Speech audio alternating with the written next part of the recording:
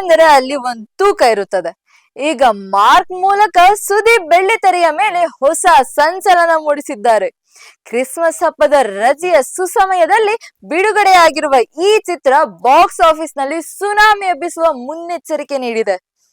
Cinema ನೋಡಿದ ಪ್ರೇಕ್ಷಕರು ಹಾಗೂ ಅಭಿಮಾನಿಗಳು ಕಣ್ಣಾರೆ ಕಂಡ ವಿಮರ್ಶೆ ಇಲ್ಲಿದೆ. ಅಭಿಮಾನಿಗಳ ಪಾಲಿಗೆ ಇದು ಬರೀ ಸಿನಿಮಾವಲ್ಲ, ಜಾತ್ರೆ.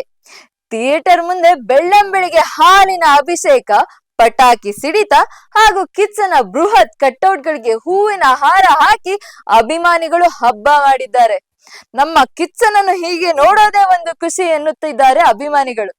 ಚಿತ್ರಮಂದಿರದ ಒಳಗೆ ಹುಚ್ಚೆದ್ದು ಕುಣಿಯುತ್ತಿದ್ದಾರೆ. ಕಿಚ್ಚನ ಪರ್ಫಾರ್ಮೆನ್ಸ್ ಬಗ್ಗೆ ಮಾತನಾಡಿದ್ದಾರೆ. ಸುದೀಪ್ ಅವರ ಸ್ಕ್ರೀನ್ ಪ್ರೆಸೆನ್ಸ್ ಮತ್ತು ಆಕ್ಷನ್ ಸೀನ್ಗಳು ಚಿತ್ರದ ಜೀವಾಳ. ಅವರ ಖಡಕ್ ಡೈಲಾಗ್ ಡೆಲಿವರಿ ಪ್ರೇಕ್ಷಕರಿಗೆ ರೋಮಾಂಚನ ನೀಡಿದೆ. ನಿರ್ದೇಶಕ ವಿಜಯ್ ಕಾರ್ತಿಕೇಯ ಅವರು ಸಸ್ಪೆನ್ಸ್ ಮತ್ತು ಆಕ್ಷನ್ ಅನ್ನು ಸಮತೋಲನದಲ್ಲಿ ಬಳಸಿಕೊಂಡಿದ್ದಾರೆ. ಕಥೆಯ ವೇಗ ಎಲ್ಲಿಯೂ ಕುಂಠಿತವಾಗದಂತೆ ನೋಡಿಕೊಂಡಿದ್ದಾರೆ. ತಾರಾಗಣದಲ್ಲಿ ರೋಶನಿ, ಅರ್ಚನಾ ಕೊಟ್ಟಿಗೆ ಮತ್ತು ಗೋಪಾಲ ದೇಶಪಾಂಡೆ ತಮ್ಮ ಪಾತ್ರಗಳಿಗೆ ನ್ಯಾಯ ಒದಗಿಸಿದ್ದಾರೆ.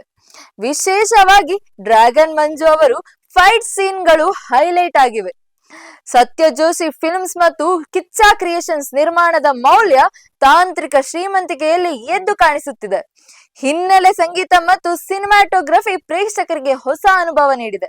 ಮಾರ್ಕ್ ಒಂದು ಸಸ್ಪೆನ್ಸ್ ಮತ್ತು ಮಾಸ್ ಎಲಿಮೆಂಟ್ ಇರುವ ಗಟ್ಟಿ ಕತೆ. ಸುದೀಪ್ ಅವರ ಒನ್ ಮ್ಯಾನ್ ಶೋ ಪೋಷಕ ನಟ ಅದ್ಭುತ ಸಹಕಾರವಿದೆ. ಥಿಯೇಟರ್ ನಲ್ಲಿ ಸೌಂಡ್ ಎಫೆಕ್ಟ್ ಕಿವಿಗೆ ಹಬ್ಬದಂತಿದ್ದು ಸೀಟಿನ ಅಂಚಿನಲ್ಲಿ ಕೂರಿಸುತ್ತದೆ.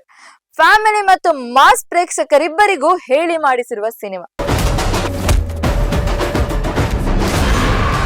ಮಾರ್ಕ್ ಕೇವಲ ಆಕ್ಷನ್ ಸಿನಿಮಾ ಮಾತ್ರವಲ್ಲ, ಇದರಲ್ಲಿ ಒಂದು ತೂಕದ ಸಂದೇಶವೂ ಅಡಗಿದೆ.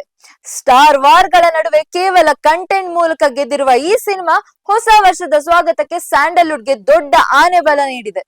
ಕಿಚ್ಚನ ಅಭಿಮಾನಿಗಳು ಮಾತ್ರವಲ್ಲದೆ ಸಿನಿಮಾ ಪ್ರೇಮಿಗಳು ಒಮ್ಮೆ ನೋಡಲೇಬೇಕಾದ ಸಿನಿಮಾವಿದು.